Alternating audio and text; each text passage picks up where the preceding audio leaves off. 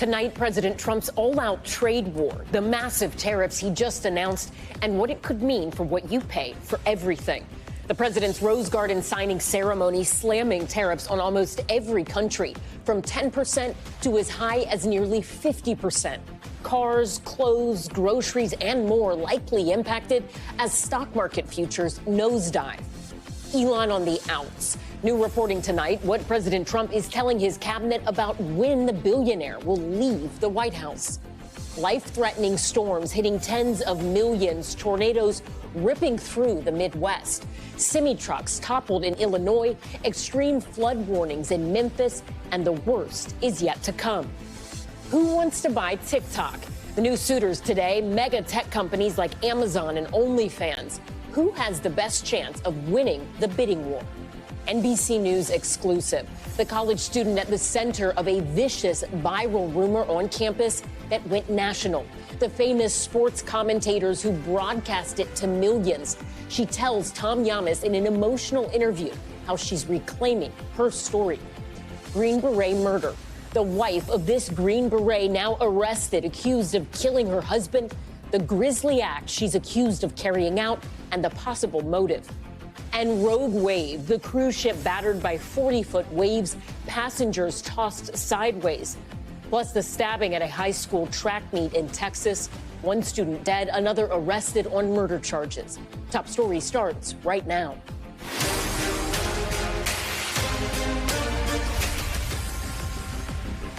Good evening. I'm Ellison Barber in for Tom Llamas. Tonight, a dramatic jolt to the global economy as President Trump reveals sweeping tariffs on all imports. Everything you buy, from groceries to clothing, is expected to cost a whole lot more. Trump taking an unprecedented step, imposing a 10% tariff on all of our trading partners. For some countries, that will be in addition to new reciprocal tariffs. Take a look at the map. A 20% tariff on the European Union, 26% tariffs on India, 34% tariffs on China, Cambodia and Vietnam seeing some of the highest tariffs at nearly 50%. The president also making good on his promise to slap 25% duties on foreign-made cars. Those changes are set to go into effect tomorrow.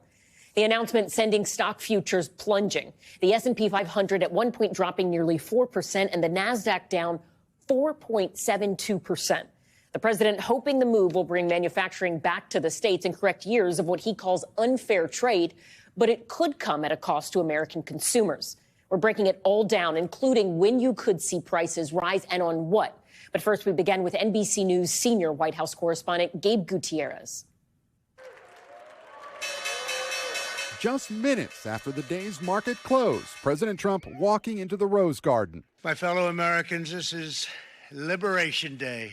Announcing a new 10% tariff on every American trading partner. But that's not all. China, 67%. That's tariffs charged to the USA. So we're going to be charging a discounted reciprocal tariff of 34%. The U.S. will also now charge half the tax on foreign goods that dozens of countries charge on American products to level the playing field, he says. This is not full reciprocal. This is kind reciprocal. If they complain, if you want your tariff rate to be zero, then you build your product right here in America. The president saying he's fulfilling a key campaign promise. Jobs and factories will come roaring back into our country, and you see it happening already. We will pry open foreign markets and break down foreign trade barriers.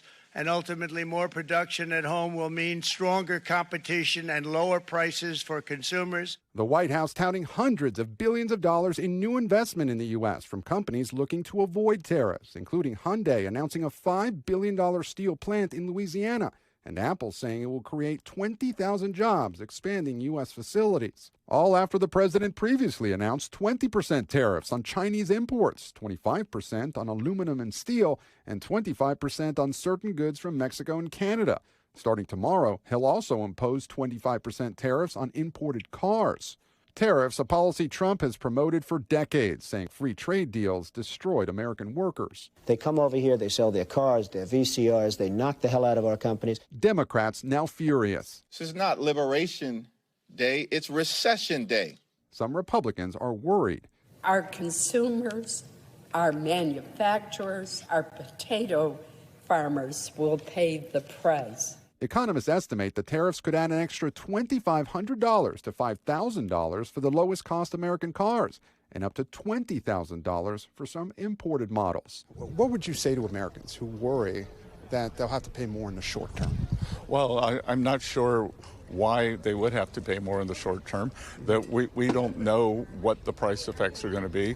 Will there be a one-time price adjustment? Could be. Stephen Capone's steel company employs 100 people in Massachusetts. He strongly supports Trump's tariffs to stop Canadian competition from decimating his business. Since NAFTA, I've seen Canada, Quebec in particular, just keep getting stronger and stronger as the New England steel industry has, dwindled away. Jenna Dick runs a bridal shop in Kansas. She says the vast majority of wedding gowns are made in China, meaning tariffs hit hard. It'll raise costs for myself and for our clients because we do have to pass some of that on to them. Gabe Gutierrez joins us now from the White House. Gabe, are we starting to hear responses from some of the targets of these tariffs? What are these countries saying? Yes, Allison, reaction is starting to pour in from around the world. Italy's prime minister, for example, who's seen as a close ally of Trump's, says that the tariffs introduced by his administration are wrong and would not benefit the U.S.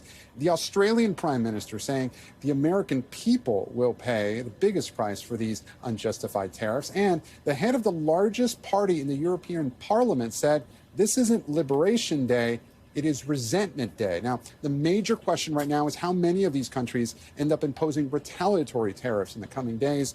And tonight, we're already seeing stock futures fall sharply, Alice. Gabe Gutierrez, thank you. A lot here to work through, so let's bring in NBC's Kristen Welker, moderator of Meet the Press, and NBC senior business correspondent Christine Romans. Christine, let's start with you here. Just walk us through what all of this means and what are some of the real hikes that Americans could actually see. So we know auto tariffs go on tonight. We will see higher car prices at the dealers probably in a matter of weeks. These new tariffs the president announced today, let's just look at Vietnam, for example, the 40, almost 50% tariff there. I was just at in the showroom, a furniture showroom of a man who imports a lot of stuff from Vietnam. That means a $1,000 conversation pit is now $1,500 essentially. He will have to pass on some, if not all of that cost to his consumers. So some of these are very significant tariff rates for some of these 60-some countries that the White House calls the worst offenders. Kristen, President Trump has been previewing these tariffs for weeks. It's also something he spoke about a lot on the campaign trail. I think of all the moments he kept saying tariffs are a beautiful word. He's advocated for tariffs for years, but he also told you in your interview this week that they are negotiable. What is his end game here? You're absolutely right, Ellison. In my phone conversation with President Trump over the weekend, I asked him if these tariffs were negotiable. He responded, quote, only if people are willing to give us something of great value. Now, what is the definition of great value? He did not say, but he left the door open just a tiny bit there.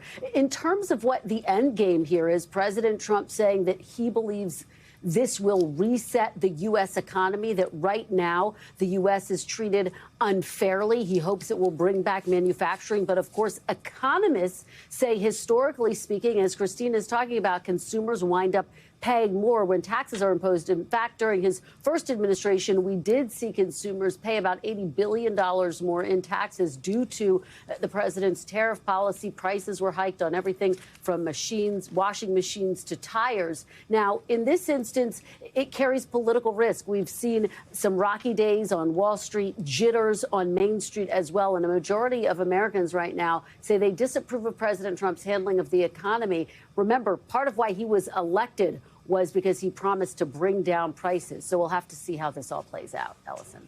You know, I'm so interested in the idea that Kristen brought up there, Christine, this looking back just on the first administration, his first administration's tariffs. I look back, I was so interested by a Federal Reserve study that they'd done on the effects of those 2018, 2019 tariffs. And they talked about what Kristen alluded to. On net, that study found a decrease in manufacturing employment due to the tariffs. If the argument here is short-term pain for long-term gain, what does short-term actually look like before we feel something possibly beneficial. And the president and his advisors, they dispute all of the studies that say that there was any kind of inflationary impact from those earlier tariffs. And those earlier tariffs, by the way, were on targeted items in a very low inflation environment. And you could still see prices on just those items rising here. How much near-term pain, we just don't know. The long-term gain, the president would like to see more jobs in the United States at $37 an hour than jobs in Mexico at $3 an hour. He wants to reshore well-paid jobs back and get idle factories going again. He wants 2 shifts at the auto plants. You know, this is what he's imagining. But the economy, the global economy, is so globalized and so interconnected. It's kind of, many economists say the horse is already out of the barn.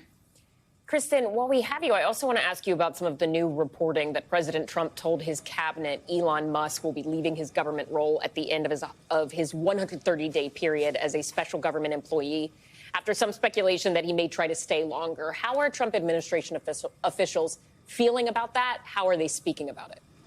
Well, a White House official does confirm to NBC News that President Trump told his cabinet that Elon Musk would be departing in the coming months. That really tracks with what President Trump and Elon Musk have said publicly, which is that he will leave once he believes he's finished with his work in terms of cutting and gutting the U.S. government. But Musk is under increased scrutiny, in part because Americans have said that they disapprove of him to some extent. And then also in the wake of that state Supreme Court race in Wisconsin overnight, in which the Democrat beat out the Republican candidate, Elon Musk had been not only campaigning for the Republican candidate, Ellison, but pouring millions of dollars into this race. So really seen as a referendum to some extent on Musk and his cost-cutting measures. Will that prompt him to depart the White House even earlier? We'll have to wait and see. But I've been talking to outside allies who say that this is definitely a blow to Elon Musk.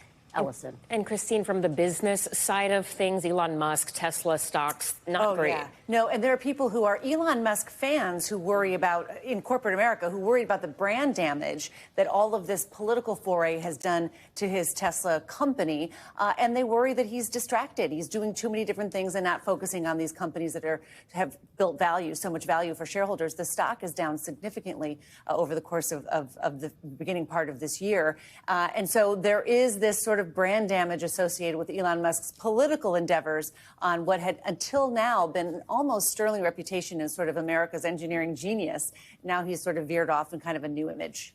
All right. Christine Romans, Kristen Welker, thank you both so much. We really appreciate it. Also tonight, a dangerous storm system marching across the country. Reports of powerful tornadoes and damaging hail already streaming in as tens of millions of people from Texas to Michigan brace for more severe weather tonight. NBC News correspondent Kathy Park is on the ground in Memphis with the latest. Tonight, dangerous and potentially life-threatening weather on the move, with millions caught in the crosshairs from Oklahoma to Kentucky, where neighborhoods have been ripped apart by violent winds. Loud thunder cracking and trees falling everywhere. I seen trees down on his vehicle, down on his house, and his whole yard is a total mess. In Missouri, reported tornadoes shredding roofs from homes and businesses, leaving behind widespread destruction and travel chaos. More than 1,000 flight delays in and out of Chicago. Now portions of the Midwest and South are in the bullseye of what forecasters fear could be a generational storm. Arkansas and Missouri deploying the National Guard to help with the emergency response, and Kentucky declaring a state of emergency. The system coming at us is as bad of a forecast as I've seen as governor, and that's saying something. Hail, tornadoes, and flash flooding all in the forecast, with the impact likely lasting days. Make sure that I got my flashlights charged up, phones charged up. Memphis could be in for a double disaster. Severe storms with tornadoes, followed by catastrophic flooding. This is not our first rodeo with this. We have had several floods that came through our city, and these sandbags has been like saving grace. The urgent message tonight, prepare now before it's too late.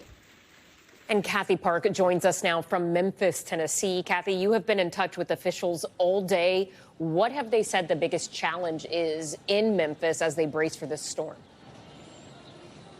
Yeah, so Ellison, here in Memphis, we are bracing for a 1-2 punch. First, will be a round of severe storms, which will likely spawn tornadoes, followed by potentially catastrophic flooding. And based on conversations with officials here on the ground, their concern is more so on the flooding because they're used to that around here, unfortunately. So that's why you saw in our story, crews were passing out hundreds of sandbags in the area. But really, the best piece of advice, especially for folks who live here, is to stay put, stay at home, especially as these conditions worsen. Right. Ellison? Kathy Park in Memphis, Tennessee. Thank you. Stay safe.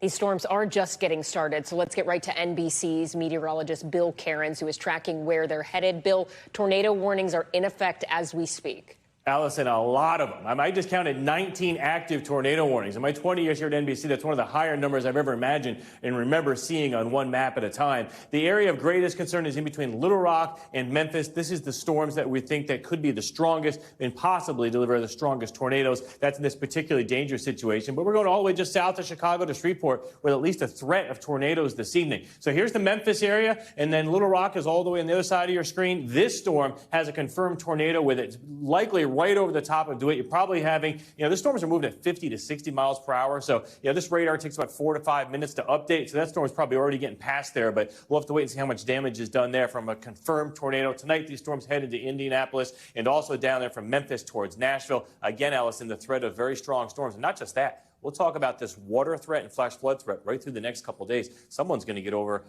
12 inches of rain. Wow. All right, Bill Cairns, thank you. Tonight, Israel's defense minister calling for a large-scale evacuation of the Gaza Strip, saying Israel's operation into the territory is growing. In a statement, Prime Minister Benjamin Netanyahu said this will include, quote, seizing territory, striking terrorists, and destroying infrastructure. NBC's Matt Bradley has the latest on how people in Gaza are coping. And we do want to warn you, some of the images in this report may be distressing to viewers. Tonight, Israel is intensifying its war on Hamas. As an Israeli airstrike struck a United Nations facility that Palestinian health officials said killed 19 people. More than half of them were children. Among the dead was Samuel Alian's father. She's only 11 years old. What are these crimes? Show it to the entire world, said this man. This is a 1-week-old baby girl. Israel's military said the building used to be a clinic, but it's now used as a Hamas command center, a charge Hamas called a blatant fabrication. As Israel expands its fighting, its war goals are shifting. The country's Minister of Defense said today this latest offensive aims to capture extensive territory. The families of the remaining hostages in Gaza said they were horrified by this announcement and demanded that Israeli officials focus on a negotiated deal with Hamas. But hours later, Prime Minister Benjamin Netanyahu echoed the new priorities, announcing that Israel's army is seizing yet another roadway that bisects the enclave. Tonight in the Gaza Strip, we shifted gears, he said. We're increasing the pressure step by step so that they will give us back our hostages. But much of that pressure falls on Gaza's civilians. It's been a month since Israel cut off all humanitarian aid to the enclave, including food. A move Israel said was also aimed at pressuring Hamas to free the hostages. Food for families increasingly scarce. Mohammed is 7 years old. I want to eat meat and rice, he says. Yesterday, all of the bakeries supported by the United Nations were forced to shut. This soup kitchen is one of Gaza's largest, in which tens of thousands depended, now down to just a few pots. Fresh water is scarce, people here say, and so is cooking gas. For many, Israel's constant bombardments are only one danger. This woman said she couldn't find any bread at all. If we don't die by the missiles of the IDF, she said, we'll die of starvation.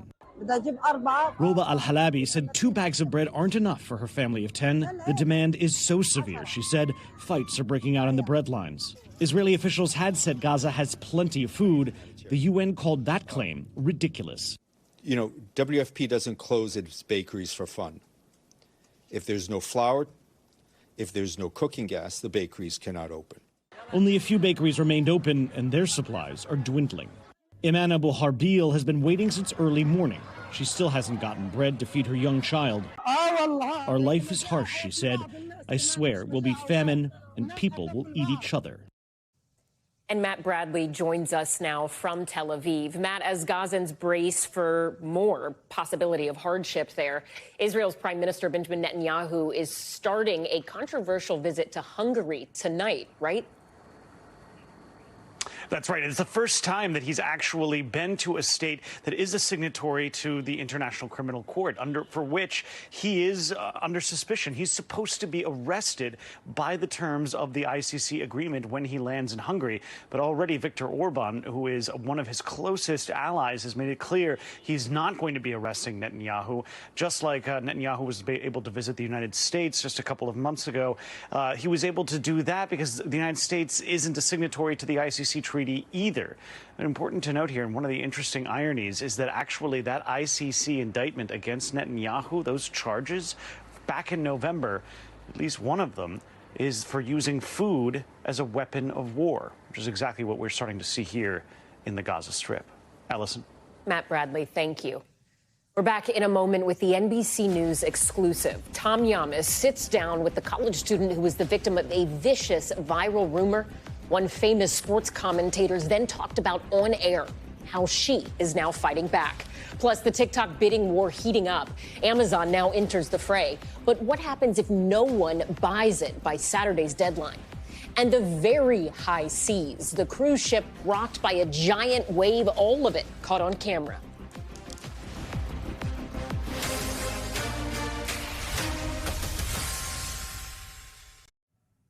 Back now with an NBC News exclusive. The college freshman's life turned upside down, all by a fake rumor about her, spread online and picked up by major national media personalities. Now she's speaking out about this horrific experience and the harassment that is still ongoing. Sitting down for her first TV interview with our very own Tom Llamas. Having the entire internet, half of the country hating you and calling you disgusting things, telling you to kill yourself, telling you that you're a horrible person, that you deserve to die, that's a really hard thing for a girl to go through. In her first TV interview, Ole Miss freshman Mary Kate Cornett told me how she became famous on the internet and social media in the worst possible way. In February, an online rumor went viral, claiming an Ole Miss sorority sister slept with her boyfriend's father. Then, someone attached Cornett's name and photo to it. Do you know why the rumor started? No clue. No clue. I had zero knowledge of this. This disgusting rumor was a top trending topic on Twitter? Within 2.5 hours. Later that night, around 7 p.m., I was #1 trending in the United States. I felt so helpless and so alone because so many people were hating on me for something that I had no idea anything about. I mean, I'm a very normal person. Just like any teenage girl, I care about what people think about me. I mean, any teenage girl can relate to that. Cornett's phone number was also shared online. She was overwhelmed with harassing texts and voicemails. I was having thousands of calls come through, thousands of texts coming through, calling me a whore, calling me a slut, telling me I deserve to die. When you look back at the last 5 weeks, is there one moment that sticks out for you? With myself, it would probably be at 3 a.m. when I was throwing up while holding the phone with all of the texts on it. Just saying how horrible of a person I was and that I should end my life. All because of an internet rumor? All because of an internet rumor that has zero truth to it. Zero. Cornett says she could barely leave her dorm room, had to switch to online classes. Someone even sent police to her mother's house in a fake 911 call. Some Ole Miss frat bro. Yep, sir. Okay. Had a KD girlfriend. Soon, the rumor was picked up by ESPN host Pat McAfee, though he didn't use her name. This is what is being reported by everybody on the internet. Dad had sex with son's girlfriend. Has anyone apologized to you? No. No. They have not at all. I want these famous people to know that I was not famous before this. I'm not a public figure that you can go talk about on your show to get more views. I'm not. Sorry. Nobody knows who I am, or nobody did know who I was. But them pressing this and pushing it farther made my situation so much worse. Because the people who were talking about it are the people that I would want to take a picture with if I saw out in public. They're people that I watched. Pat McAfee, ESPN, that's on my living room TV every single night. That's gotta hurt that he's talking a bit that way. It does, because I used to look up to these people, And now these same people are making me feel worthless. And that I'm just a joke. ESPN and Pat McAfee declined NBC News' request for comment. Cornett says she hit rock bottom when she realized her name would forever be linked to the rumor spread online. I don't think that these boys realize what they're doing to people. It's awful. It's awful. And having your life ruined by people who have no idea who you are is the worst feeling in the world. It makes you feel so alone. Cornett now wants justice. Her lawyer says she's been defamed and is a victim of cyberbullying. The rumor is false. People promoted it without looking into it.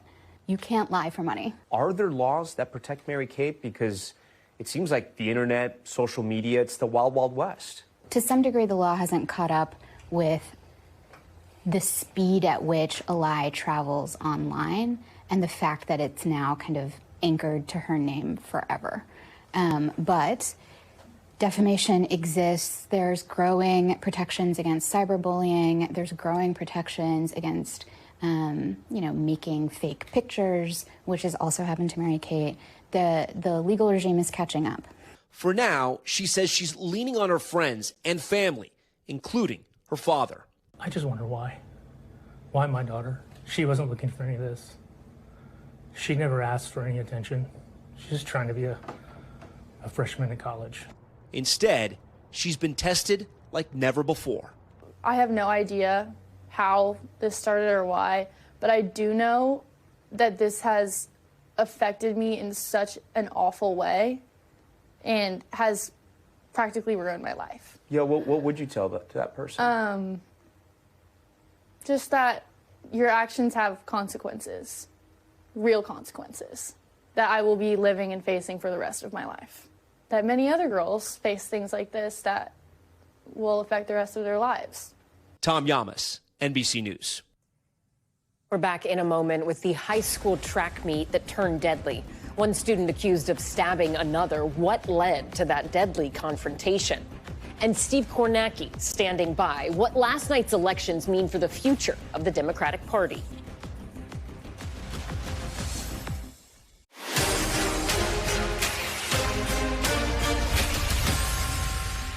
We're back with Top Stories news feed. A 17-year-old charged with murder after stabbing another student at a high school track meet in Texas. The victim was identified by family members to our local NBC station as 16-year-old Austin Metcalf. His father says the two teens did not know each other but got into a confrontation when the suspect, identified by police as Carmelo Anthony, was told he was standing in the wrong spot. It happened this morning in Frisco, that's just north of Dallas. Anthony has not yet entered a plea.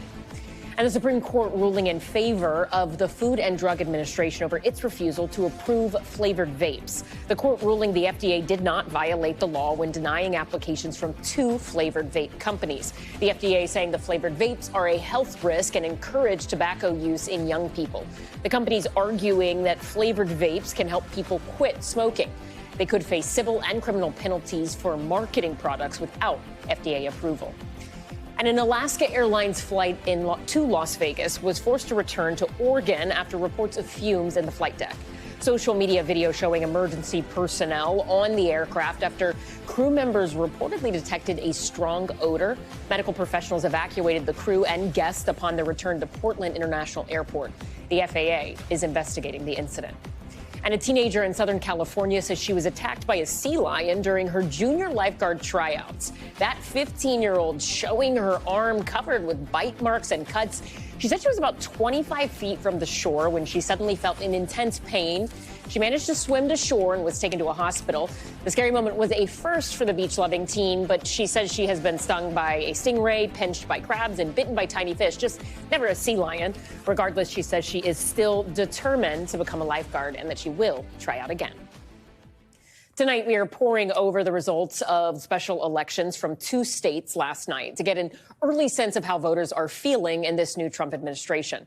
Republicans keeping control of 2 Florida House seats, but by surprisingly tight margins in at least one contest. And in Wisconsin, the liberal candidate for state Supreme Court beating her conservative opponent despite strong backing from Elon Musk. To break it all down, let's bring in NBC News national political correspondent Steve Kornacki. Steve, good to see you. Let's start with Wisconsin. This is a candidate. In theory, these races aren't supposed to be partisan. Wasn't the case here, but she beat out her Republican opponent despite a lot of backing from Elon Musk. What does that tell us? Yeah, Ellison, and not only did Susan Crawford win, in Wisconsin, they call this a landslide, 10 points. You know, the last 3 presidential races there were decided by less than a point. So what happened here? Well, the story really is one about turnout. Take a look here. You see 1.3 million votes for Crawford, just over 1 million for the Republican-backed candidate. That's about 2.3 million votes. Now, that's a lot for a race like this, but put this in some perspective. Last November in the presidential race,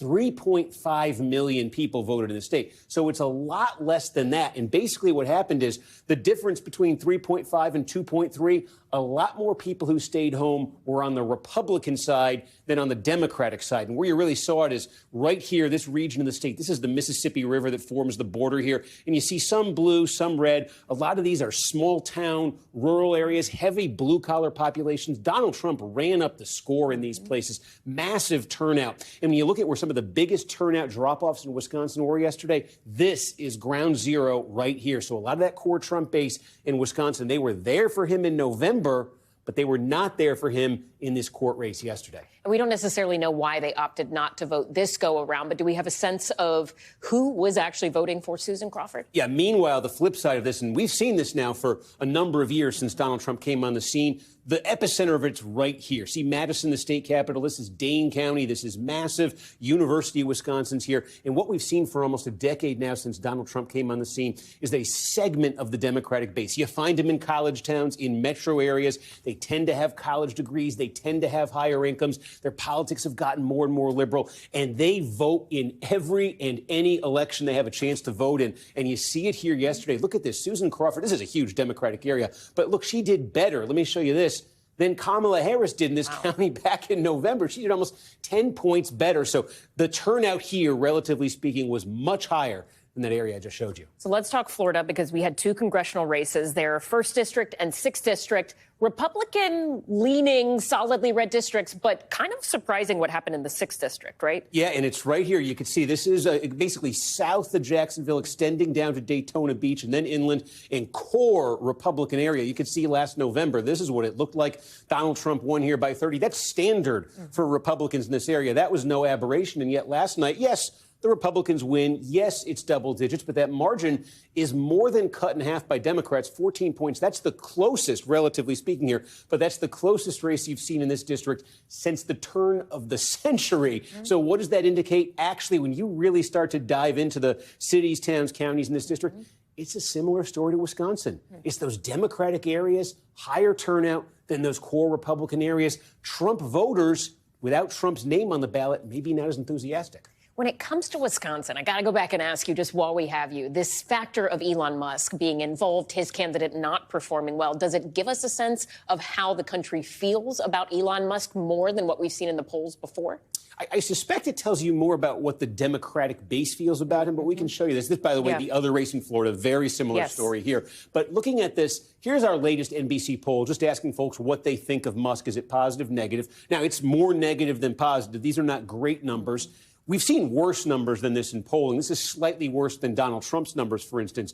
But Musk's numbers among self-identified Democrats and the kinds of voters I was just describing there in Dane County are absolutely bottom of the barrel. And I suspect his presence and the prominence in this campaign that he played really, we talk about that sky-high turnout, he might have been a factor in Democrats turning out because of the negatives he has with them. Interesting. We always say the voter enthusiasm is not necessarily how much they like someone, but it can also be how much they dislike someone. Really interesting stuff. Steve Kornacki, thank you so much. Thanks, Elsie. We have another major political story that crosses over with business. The deadline to save TikTok now just days away. President Trump addressing the Saturday deadline earlier this week. We have a lot of potential buyers. There's tremendous interest in TikTok. The decision is going to be my decision as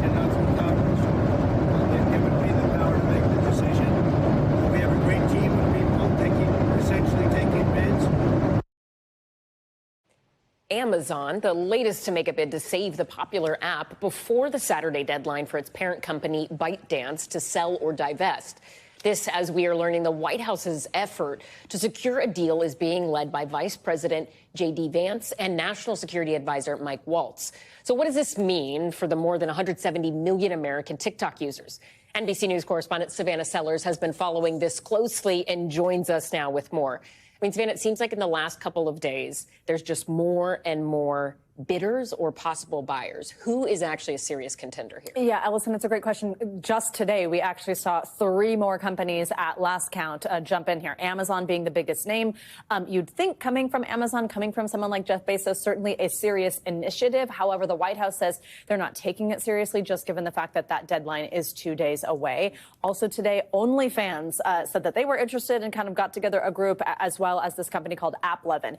In terms of who seems the most serious and who's kind of been in this game for a while now, there are a couple bidders who are sort of individual groups that have stayed serious, and we do believe are still getting some communication from the White House team that's working on this. There's this Wyoming billionaire named Reed Reisner. He's raised about $50 billion. There's also Frank McCourt and Shark Tank's Kevin O'Leary. However, what seems to be moving along the furthest with this team that's being led by the vice president is essentially existing U.S. investors, so companies and people that already invest in TikTok. That includes a mega Trump donor, Jeffrey Yass, and his firm Susquehanna, General Atlantic, KKR. Those firms essentially take a larger stake, and then they're joined by a couple big names. That would include Larry Ellison of Oracle, Blackstone. It would include Mike Andreessen, another big donor. That's the group that is getting the most attention right now. But I think the fact that Amazon was brought up today, and also some things that Trump has been posting on Truth Social about other bids, means anything still could happen, and I expect that we'll hear by the end of this work week. Okay, so what will happen Saturday? I mean, is there still this possibility that TikTok could shut down? We don't think so, and I'll tell you why. The last time that the app did shut down, when we were reaching a deadline, we were also in between administrations. It was this confusion over what the Biden administration was going to do with that law. Are we going to enforce it? And will these service providers be dinged with billions in fines? That fear is not the same this time, given that Trump has been friendly to TikTok and has told his attorney general not to enforce it. Ellison. All right, Savannah Sellers, thank you. To power and politics, and a major update to the corruption case against New York City Mayor Eric Adams. A federal judge today dismissing the charges at the request of the Justice Department after they argued the case distracted from Adams' ability to carry out President Trump's immigration policies. As a reminder, Adams was indicted in September for allegedly receiving more than $100,000 worth of free plane tickets and luxury hotel stays from Turkish nationals for nearly a decade. The indictment argued that in return, the mayor used his position to carry out favors. Today, Mayor Adams addressed New York City about the case and reiterated his innocence. This case should have never been brought, and I did nothing wrong. Let's bring in NBC's senior legal correspondent, Laura Jarrett, and NBC New York's political and government affairs reporter, Melissa Russo. Thank you both so much for joining us tonight. Laura, let's start with you on this, because the judge did dismiss this at the request of the Department of Justice, but he also said, I'm dismissing it so the Trump administration cannot use this as leverage. Does this mean Mayor Eric Adams is totally off the hook here? The case is, for all intents and purposes, completely over. And yet the way that the judge did it today is just blistering, right? He's basically accusing the government of using the sort of prospect of a future indictment as leverage, and that the judge says you cannot do. So he's dismissing the whole case with prejudice, which means the Justice Department cannot bring those charges again. And there's been all this back and forth between the Justice Department and Mayor Adams and other attorneys to try to suss out exactly what was their intent. Was this about trying to use immigration priorities, or was this about what the Justice Department said was a political weaponization of the Justice Department? Or was it about the charges coming too close to a campaign, which was the other argument that the Justice Department made, that 9 months before the Democratic primary and the mayor's race in June was too soon. Now, the judge said today that's not true either. Yeah. Take us through sort of the timeline again to remind viewers here exactly how much the Trump administration had to do with all of this. Well, remember, he was being investigated, Mayor Adams, I should say, was being investigated before he was even mayor. And so that was one of the ways that the sort of career prosecutors had said, this is not about a political prosecution. This was about the heart of what was a corruption case. Now, of course, he pled not guilty. He always maintained his innocence, as he did again today. But the judge seemed to think the Justice Department's excuse here about political weaponization was like pretext, mere pretext was his words. I want to play a little bit for you, Melissa, and ask you about what happens next for Mayor Eric Adams. He had his press conference today, didn't take any direct questions from reporters, but did say this as he was leaving. Let's listen. For re-election, and you know what? I'm going to win. Do we think he is going to really run for re-election? Well, people have said they don't think he looks like he's running at all. He's not raising money. He's not holding campaign rallies. He never hired a campaign staff. He doesn't have a campaign website. All the signs of a campaign don't seem to exist for Mayor Eric Adams. But he insists he is running for re-election. Now, the question is, this ruling today comes one day before the deadline for him to file his petitions if he wants to get the Democratic nomination. They're due tomorrow. So bottom line, we've been hearing from associates of the mayor that he's less likely to run in a Democratic primary, in large part because he's less likely to win in a Democratic primary. Break down those numbers for us, too, because we're talking about former Governor Andrew Cuomo, and his ratings are much different than what we've seen with Eric Adams. Well, right. I mean, Governor Cuomo came in, surprisingly perhaps, as the front runner, and Eric Adams is trailing pretty dismally in the polls. Voters were not happy about the corruption charges. If that wasn't bad enough, though, maybe the only thing worse to New Yorkers than the corruption charges against their mayor was when they started to think their mayor was colluding with Trump to make those charges go away. It did not play well in Democratic New York City. So the only remaining question is, will the mayor mount some other sort of third-party run in November? Can he find a lane? And could he possibly mount some run in November if he decides not to run as a Democrat? But we'll know for sure Thursday. He's been very sort of all over the place about what his plans are. All right, a lot to watch. Laura Jarrett, Melissa Russo, thank you both so much for being here. We really appreciate it. Tonight in Top Stories Global Watch, officials identifying the 4 U.S. soldiers found dead in Lithuania when their armored vehicle became submerged in a peat bog. Their names are Jose Duenes Jr., he's 25 years old, of Illinois, Edvin Franco, 25 years old, of California, Dante Taitano, 21 years old, of Guam, and Troy Knutson Collins, 28 years old, from Michigan. U.S. officials say they were taking part in a training exercise when they died. The Army is investigating the cause of the incident. And 40-foot waves slamming a cruise liner during a trip through a dangerous ocean stretch near the southern tip of South America. You can see the massive wall of water hitting the ship, knocking passengers right off of their feet. There are no reports of any injuries. It's this area they were in. It's known as the Drake Passage. It runs between Argentina and Antarctica. It's infamous for its dangerous waves. We're back with the case of a missing retired Green Beret. His wife now accused of killing him after he allegedly told her he wanted a divorce. NBC's Priya Sridhar has the details. The wife of a Green Beret veteran now charged with his murder. It's just a very tragic situation that has certainly gripped the community. Clint Bonnell, a father who served in the Army for 20 years, was reported missing after a welfare check in January. A month later, police finding his dismembered body in a pond just 3 miles from his home. And it looks like there might be a part of a body floating out in the water. Bonnell's sister telling NBC's Dateline in February that her brother was seeing someone else, and that's who reported him missing. And according to court records obtained by NBC News, Bonnell's girlfriend reported to police that he told his wife, 50-year-old Shanna Cloud, he wanted a divorce just days before that welfare check at the couple's home. Officers not finding Bonnell, but say they found evidence suggesting, quote, he may have been harmed, including his laptop damaged by some kind of projectile. What's uniquely different about this case, he is and was a Green Beret. He was special operations, specially trained, and which means he was a person that we can only assume was capable of taking care of himself in a physical altercation. Police say they carried out search warrants on Cloud's vehicle, rental property, and cell phone.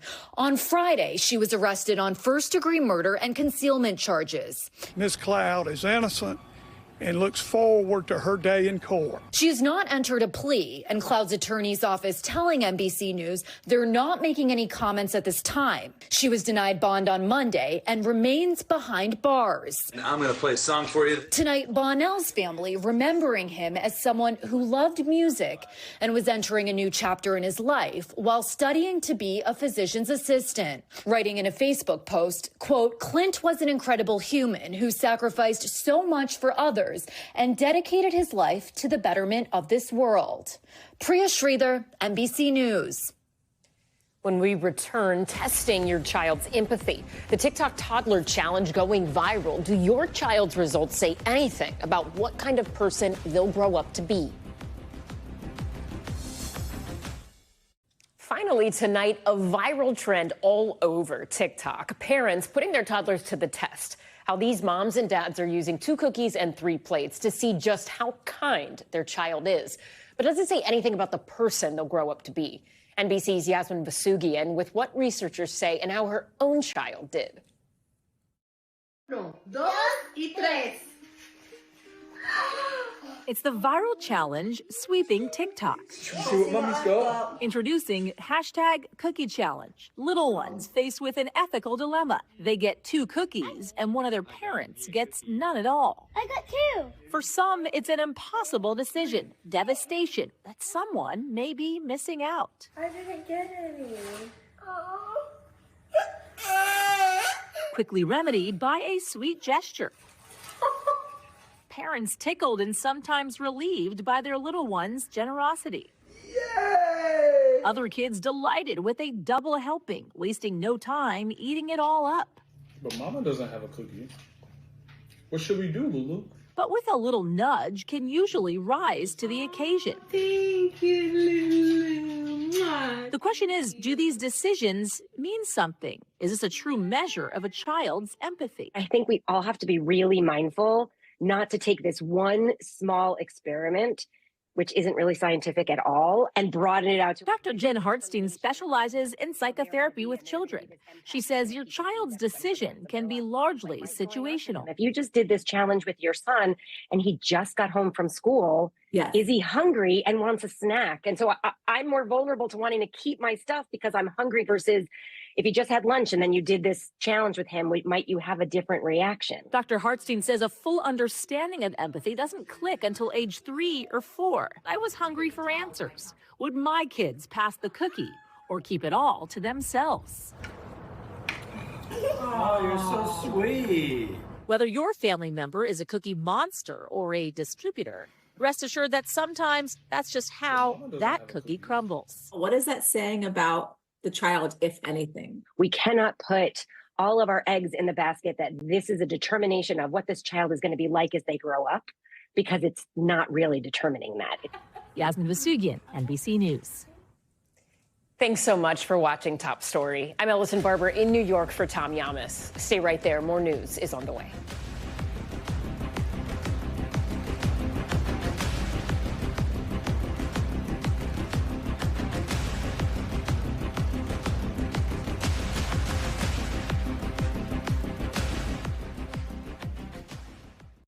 Thanks for watching. Stay updated about breaking news and top stories on the NBC News app or follow us on social media.